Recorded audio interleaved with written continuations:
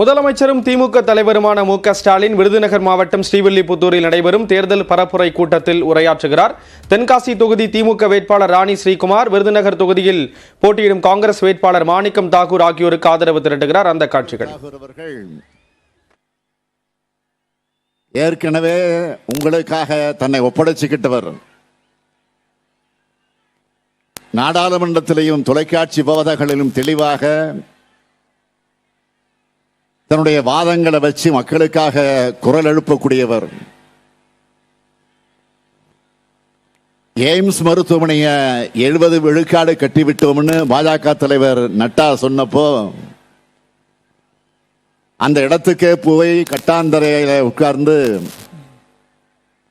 பாஜகவுடைய பொய்யை அம்பலப்படுத்தின நம்முடைய காங்கிரஸ் கட்சியுடைய வேட்பாளர் தான் மாணிக்கம் தாக்கூர். அவர்களுக்கு நீங்கள் கை சின்னத்தில் வாக்களிக்க வேண்டும். திருச்சியில் தொடங்கிய என்னுடைய பயணத்தில் இன்றோடு 10 நாடாளுமன்ற தொகுதிகளை நான் கிடக்கிறேன். இந்த 10 தொகுதியிலும் நான் பயணம் செய்யும் போது மக்களிடம் மாபெரும் எழுச்சியை பார்க்கிறேன். முக்கியமா தாய்மார்களுடைய முகங்கள மகிழ்ச்சியை பார்க்கிறேன். நான் காலை நடைபயிற்சியில் வாக்கு சேகரிக்க செல்லும் போது அன்போடும் உரிமையோடும் என்னை வரவேற்று எங்களுடைய வாக்கு உதயசூரியனுக்குத்தான், இந்தியா கூட்டணிக்குத்தான் சொல்லும் போது 40க்கு 40 நாம தான் என்ற வெற்றி உறுதி கிடைச்சிருக்கு. போற இடங்கள்லாம் அலையலையாக வந்து ஆதரவு தெரிவிக்கிற மக்கள் தான் நம்ம திராவிட மாடல் அரசோட சாதனைகளுக்கான அடையாளம். சாதனைகள்னா எப்படிப்பட்ட சாதனைகள்? தமிழ்நாட்டில் வாழ்கிற ஒவ்வொரு குடும்பமும் ஏதாவது ஒரு திட்டத்தால நிச்சயமாக நேரடியாக பயன்பெறுகிற மாதிரியான திட்டங்களா நம்மோட திட்டங்களை செயல்படுத்திக்கிட்டு இருக்கோம். ஒரு குழந்தை பிறந்து வளர்ந்து படிச்சு வேலைக்கு போகிற வரைக்கும் ஒரு தாயை போல பாதுகாக்கிற, தந்தையை போல அரவணைக்கிற திட்டங்களை செயல்படுத்திக்கிட்டு இருக்கோம். இன்னும் சொல்லணும்னா பெருந்தலைவர் காமராசர் அடியொற்றியும் திட்டங்கள் செயல்படுத்திக்கிட்டு இருக்கோம். ஒரு சம்பவம் சொல்லுவாங்க. பெருந்தலைவர் காமராசர் அவர்கள் ஒரு முறை முதலமைச்சராக இருந்த நேரத்தில் காரில் போயிட்டு இருந்திருக்கார்.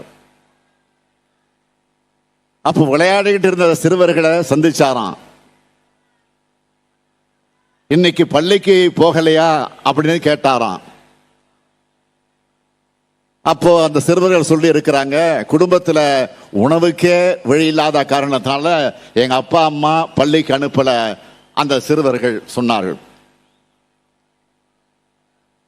பள்ளியில மதிய உணவு போட்டா அதுக்காவது குழந்தைகளை பிழைக்க அனுப்புவாங்கன்னு சிந்திச்ச பெருந்தலைவர் காமராஜர் அவர்கள் மதிய உணவு திட்டத்தை தொடங்கினார். எனக்கும் இது மாதிரி ஒரு நிகழ்வு நடந்துச்சு. நான் முதலமைச்சர் ஆனதற்கு பிறகு சென்னையில் ஒரு பள்ளியில் நடந்த நிகழ்ச்சிக்கு காலையில் போயிருந்தேன். ஒரு குழந்தையை பார்த்து என்னம்மா சாப்பிட்டீங்களா அப்படின்னு அன்போடு கேட்டேன். அந்த குழந்தை யதார்த்தமா வீட்டில் அப்பா அம்மா வேலைக்கு போறாங்க, காலையில் டிஃபன் செய்ய மாட்டாங்க, அதனால சாப்பிடல அப்படின்னு சொன்னாது. சொன்னது முதல் எனக்கு மனசே சரியில்லை. உடனே அதிகாரிகளை அழைச்சேன். பள்ளி குழந்தைகளுக்கு காலை உணவு திட்டம் கொண்டு வரணும், அந்த திட்டத்தை தயார் பண்ணுங்கன்னு சொன்னேன்.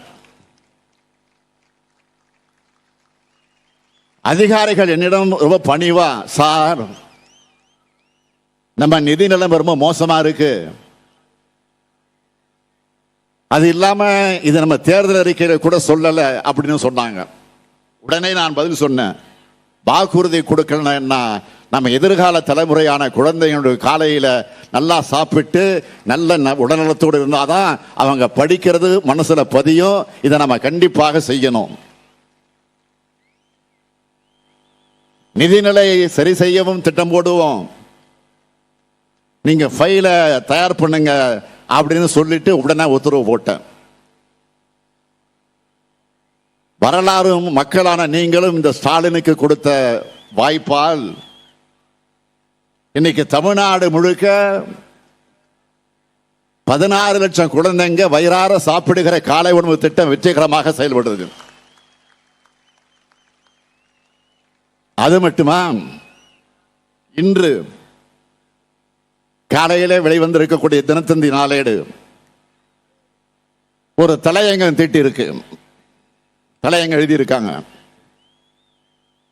முதலமைச்சர் பெருமை கொள்ளும் பெண்கள் நல திட்டங்கள்னு.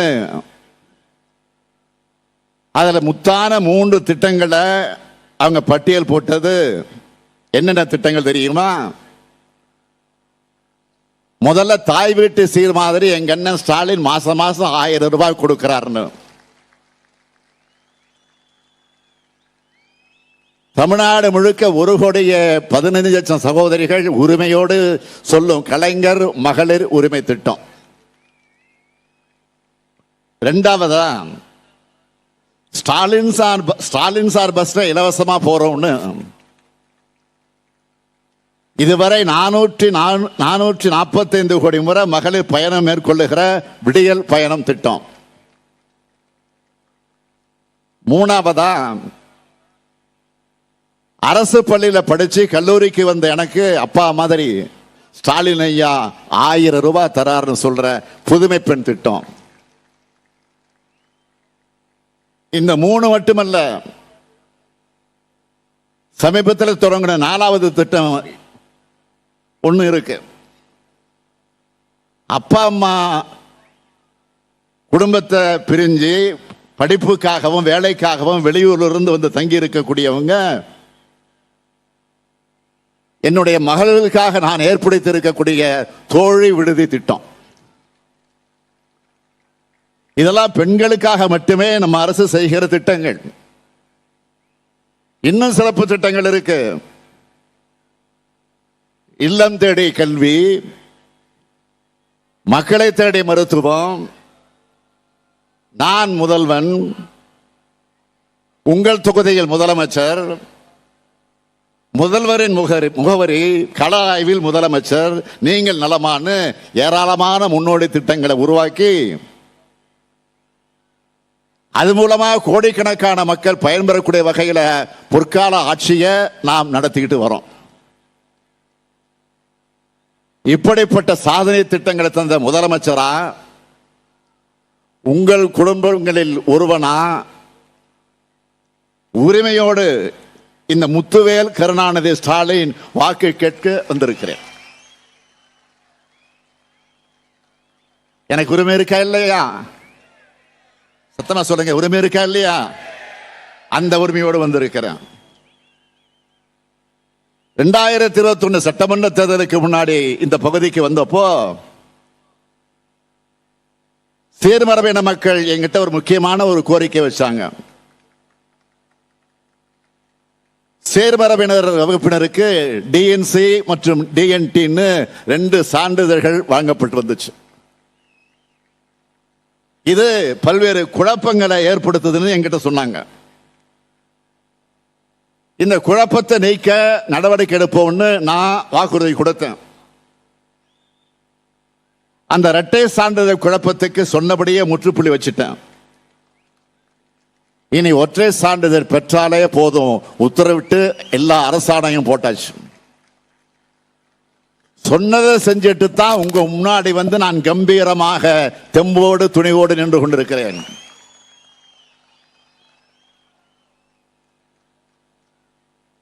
ஒன்றிய மாநில அரசுகளோட எல்லா சலுகைகளையும் பெறுவதற்கு இந்த ஒற்றை சான்றிதழ் வழிவகுக்கும்.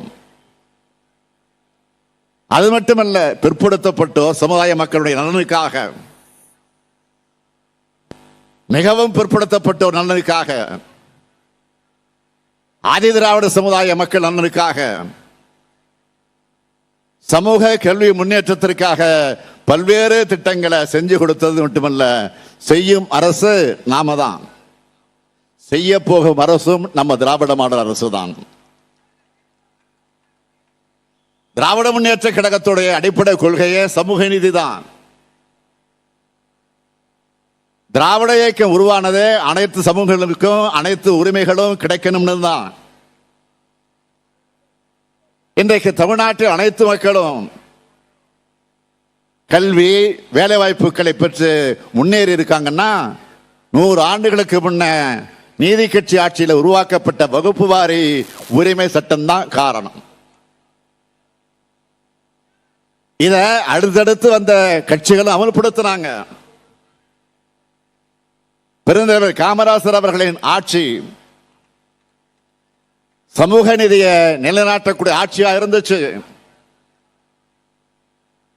சமூக நீதிக்கு ஆபத்து வந்தப்போ தந்தை பெரியாரும் பேரறிஞர் அண்ணாவும் போராட்டம் நடத்தினாங்க. இதை அன்றைய பிரதமர் நேரு அவர்களுக்கு எடுத்து சொல்லி முதல் அரசியல் சட்ட திருத்தம் உருவாக காரணமான இயக்கம் திராவிட இயக்கம். அது சட்டமாக உருவாக்கி கொடுத்த புரட்சியாளர் தான் டாக்டர் அம்பேத்கர் அவர்கள். இப்படி பெருந்தலைவர்களால் உருவாக்கப்பட்ட இடஒதுக்கீடு சமூக நீதிக்கு மிகப்பெரிய ஆபத்தை உருவாக்கும் கட்சி தான் பாஜக. பாஜக ஆட்சிக்கு வந்ததிலிருந்து என்ன பண்றாங்க? ஒன்றிய அரசு பணிகள்ல மண்டல் பரிந்துரை அடிப்படையில் இடஒதுக்கீடு வழங்குறது இல்ல. ஒன்றிய அரசின் உயர்கல்வி நிறுவனங்களையும் வழங்குறது இல்ல. நாம வலியுறுத்தும் இதனை காங்கிரஸ் தலைவர் திரு ராகுல் காந்தி அவர்கள் கடந்த ஆண்டு செப்டம்பர் மாதம் நாடாளுமன்றத்தில் பேசும்போது புள்ளி விபரத்தோடு எடுத்து சொன்னார். ஒன்றிய அரசின் மிக உயர் பொறுப்பில் இருக்கிற, அதாவது நம்ம நாட்டையே நிர்வகிக்கிற 90 செயலாளர்கள் வெறும் 3 பேர் தான் பிற்படுத்தப்பட்ட சமூகங்களை சார்ந்தவங்க. பட்டியல் சமுதாயத்தை சார்ந்தவங்களும் குறைவுதான். இது நாட்டிலேயே பெரும்பான்மையாக இருக்கக்கூடிய பிற்படுத்தப்பட்ட பட்டியலின சமூக மக்களுக்கு கிடைக்கப்படுகிற அநீதி இல்லையா? ஒடுக்கப்பட்ட மக்கள் படிக்கிறத, பெரிய பொறுப்புகளுக்கு போறத காலங்காலமாக தடுத்த இவங்க இப்பவும் தங்கள் கையில் ஆட்சி இருக்கிறதால தடுக்கிறாங்க. அதுக்கு என்னென்ன புதிய சட்டங்கள் வருது? குலக்கல்வியை ஊக்குவிக்கும் புதிய கல்விக் கொள்கை, ஏழை நடுத்தர மாணவர்களின் மருத்துவ கனவை சிதைக்கக்கூடிய நீட் தேர்வு, ஒன்றிய பணிக்கான தேர்வுகள்ல தமிழை புறக்கணிச்சு இந்தி சமஸ்கிருத திணிப்பு செஞ்சு நம்ம பிள்ளைகளோட வேலைகளை பறிக்கிறாங்க. பொருளாதார அடிப்படையில் இடஒதுக்கீடுன்னு ஒடுக்கப்பட்ட மக்கள் மேலும் மேலும் அவங்கள ஒடுக்க பார்க்கிறாங்க. இப்படி அநியாயமா நம்ம உரிமைகளை பறிக்கிற கூட்டம் தான் பாஜக. பட்டியலினத்தவர், பழங்குடியினர், பிற்படுத்தப்பட்டோர், மிகவும் பிற்படுத்தப்பட்டோர் முன்னேறுவதை பாஜக எந்த காலத்திலும் ஏத்துக்காது. இதனாலதான் ஒன்றிய அளவில் மக்கள் தொகை கணக்கெடுப்பு கூட சாதிவாரி கணக்கெடுப்பு நடத்தணும்னு நாம தொடர்ந்து கேட்கிறோம், போராடுறோம். அதையாவது செய்யறாங்களா? அதையும் மறுக்கிறாங்க. இதனால்தான் சொல்றோம், நாட்டின் சிறுபான்மையின மக்களுக்கு மட்டுமல்ல பெரும்பான்மை மக்களுக்கும் எதிரி பாஜக மீண்டும் மீண்டும் அழுத்த நிறுத்தமாக நான் சொல்றேன். இது மட்டுமா? வரலாறு காணாத ஊழல்களை செஞ்சுட்டு அதை மூடி மறைக்க இடி, ஐடி, சிபிஐ போன்ற அமைப்புகளை கூட்டணியா சேர்த்துக்கிட்டாங்க. இப்ப பாஜகவை ஆட்டங்கான வைக்கக்கூடிய இமாலய ஊழலான தேர்தல் பத்திர ஊழல் வெளியாகி இருக்கு. இன்னைக்கு காலையில செய்தி வந்திருக்க பத்திரிகையில், ஒன்றிய நிதியமைச்சர் நிர்மலா சீதாராமனுடைய கணவர், நிதியமைச்சர் நிர்மலா சீதாராமனுடைய கணவர் திரு பிரகலா பிரபாகர் அவர்கள் ஒரு பேட்டி கொடுத்திருக்கிறார். டிவிலையும் பார்த்திருப்பீங்க, பத்திரிகையிலையும் படிச்சிருப்பீங்க. இந்த தேர்தல் பத்திர ஊழல் என்பது இந்தியாவில் மட்டுமல்ல, உலகத்திலேயே மிகப்பெரிய ஊழல் சொல்லி இருக்கிறார். ஏற்கனவே அவர் பாஜக ஆட்சி நம்ம நாட்டை எப்படியெல்லாம் சீரழிக்குதுன்னு புதிய இந்தியா என்னும் கோணல் மறன்ற புத்தகத்தில் கவலையோடு எழுதியிருந்தார். புதிய இந்தியா பிறந்துருச்சுன்னு பாஜக கட்டமைக்கிற பிம்பம் எப்படி மோசமானதுன்னு நாளுக்கு நாள் அம்பலமாகிட்டு இருக்கு. நாட்டோட தன்னாட்சி அமைப்புகளை கூட பாஜகவோட ஆதரவு கட்சிகள் போல செயல்பட வச்சு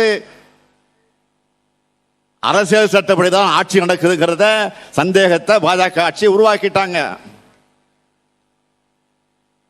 இது பத்தி நேற்றைய தினம் ஆங்கில பத்திரிகை இந்து நாளேடு தலையங்கம் எழுதியிருக்கு. நேற்றைக்கு இந்து பத்திரிகையில தலையங்கம், அதுல குறிப்பிடுறாங்க, இடி ஐடி ரைடுகள் நடந்த நிறுவனங்கள் வாங்கிய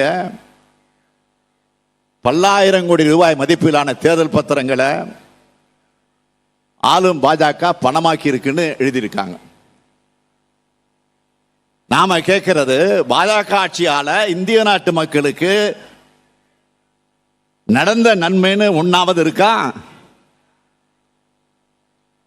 சமூக நீதிய சகோதரத்துவத்தை சமதர்மத்தை நிலைநாட்டணும்னா இந்தியா கூட்டணி ஆட்சி இந்தியாவில் உருவாகி ஆகணும். உருவாக்குவதற்கு தயாராகிட்டீங்களா? தமிழ்நாட்டுக்கும் தமிழினத்துக்கும் தமிழுக்கும் துரோகம் செய்வதை வழக்கமாக வச்சிருக்கிறார் பிரதமர் நரேந்திர மோடி. ஆனா வாக்கு கேட்டு மட்டும் தமிழ்நாட்டுக்கு வராரு. பிரதமராகிறதுக்கு முன்ன தமிழ்நாட்டுக்கு வாக்கு கேட்க வந்தப்போ பல்வேறு வாக்குறுதிகளை கொடுத்தாரு. அதுலயாவது ஏதாவது செஞ்சாரா? இல்லையே.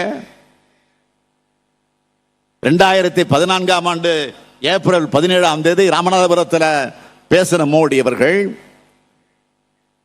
சீனாவிலிருந்து பட்டாசுகள் வர்றதால குட்டி ஜப்பானான சிவகாசி பட்டாசு தொழில் நலிவடைஞ்சு போச்சு.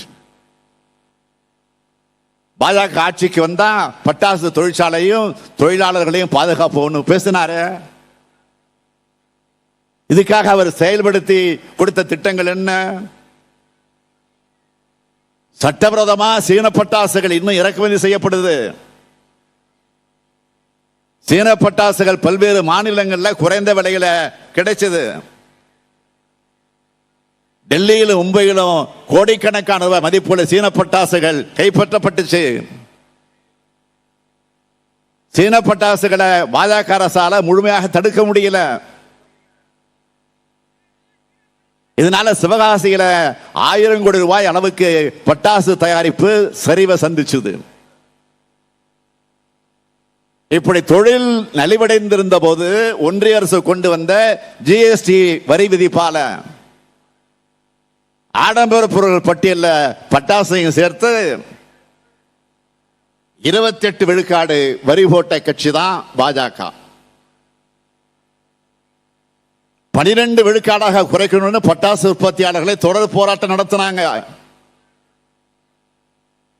பட்டாசு வெடிபொருள் தயாரிப்பு தொடர்பாக உச்சநீதிமன்றத்தில் வழக்கு நடந்த போது ஒன்றிய அரசு முறையாக வாதங்களை வைக்கல. பசுமை பட்டாசுகளை தயாரிங்கன்னு உச்சநீதிமன்றம் உத்தரவிட்டுச்சு. ஆனா பசுமை பட்டாசு தான் என்னன்னு ஒன்றிய பாஜக அரசு வரையறை செய்யவே இல்லை. பசுமை பட்டாசு தயாரிக்க ஆலைகள் காத்திருக்கு. ஆனா பாஜக அரசு எந்த உதவியும் செய்ய முன்வரல. கொரோனாவுக்கு பிறகு பட்டாசு தொழில் சரிஞ்சிடுச்சு. அதை மீட்டெடுக்க எந்த முயற்சியும் பாஜக அரசு செய்யல. இப்படி 10 ஆண்டுகளா பட்டாசு தொழில் நாசம் பண்ண அரசு தான் பாஜக அரசு. இப்படி மக்களை பாதிக்கிற எல்லாத்திலையும் அலட்சியமாகவும் ஆணவமாக இருக்கிற கட்சி தான் பாஜக. 10 ஆண்டுகளா இந்தியாவை ஆட்சி பண்ண பாஜக அரசானது நாட்டையே படுகொலியில் தள்ளிடுச்சு. நாட்டை நாம் உடனடியாக மீட்டாகணும். அப்படி மீட்பதற்கான மிகப்பெரிய வாய்ப்பு தான் இந்த தேர்தல். அதனால்தான் இந்தியா முழுமைக்கான ஜனநாயக சக்திகள் இந்தியா கூட்டணி அமைச்சிருக்கோம். இந்தியா கூட்டணியை பார்த்து பயந்து பிரதமர் இந்தியா வராரு. இப்போ இந்தியா முழுக்க வந்துட்டு இருக்காரு. இப்போ வெளிநாட்டுக்கெல்லாம் இப்ப போறது இல்லை, தள்ளி வச்சுட்டு இருப்பதுதான். இந்தியாவுக்கு என்ன பத்தி அவ்வளவு மோகம் இந்தியா மீது? தேர்தல் வந்துட்டு, தேர்தல் வந்துட்டா கூடவே மக்கள் மேல அவருக்கு கரிசனமும் பொங்கி வரும். திடீர்னு விலையெல்லாம் குறைப்பாரு. இப்போ கூட சிலிண்டர் விலைய, பெட்ரோல் விலைய, டீசல் விலைய குறைச்சிருக்காரு. விலையை ஏத்துனது யாரு? மாண்புமிகு மோடி அவர்கள் பிரதமரான நாள் முதல் விலை ஏறிக்கிட்டே இருந்துச்சு. ஆனால் விலையேற்றத்திற்கும் தனக்கும் சம்பந்தமே இல்லாத மாதிரி இருப்பாரு. தேர்தல் நேரம் வந்துட்டா மட்டும் விலையை குறைக்கிற பவர் வந்துடும். சமீபத்தில் மார்ச் 8ஆம் தேதி மகளிர் தினம்னு உடனடியாக சிலிண்டர் விலையை குறைச்சார். வருஷம் தான் மகளிர் தினம் வருது. அப்பவெல்லாம் இது மாதிரி குறைச்சாரா? அப்பவெல்லாம் இந்திய நாட்டு மகளிரும் இந்திய குடும்பங்களும் படுகிற கஷ்டம் அவருடைய கண்ணுக்கு தெரியலையா? இப்போ தேர்தல் வந்ததும் குறைக்கிறார். என்ன ஒரு கருணை உள்ளவருக்கு! தேர்தலுக்கு தேர்தல் மட்டும் கருணை சுரக்கும் வித்தியாசமான உள்ளம். மோடி பிரதமராக முன்னாடி 2013 சிலிண்டர் விலை எவ்வளவு? 410 ரூபாய். 10 ஆண்டுகள் கழிச்சு 2023 சிலிண்டர் விலை எவ்வளவு? 1103 ரூபாய். 5 மாநில தேர்தல் வந்துச்சு, கூடவே மோடிக்கு இறக்கமும் வந்துச்சு.